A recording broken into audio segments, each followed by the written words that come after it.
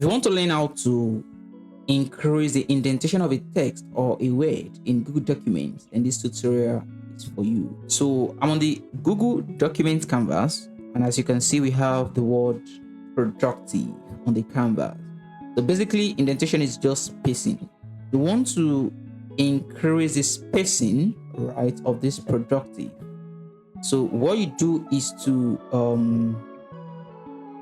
put your cursor at the beginning of the text, then come to this icon here. It says increase indent, then click on it. Right, as you can see, the productive position has moved outward. Continue to click on it, it will improve, it will increase.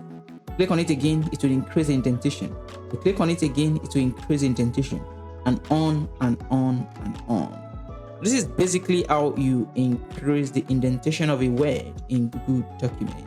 If you find this tutorial helpful, ensure you subscribe to this channel, and I'll see you in the next episode. Thank you.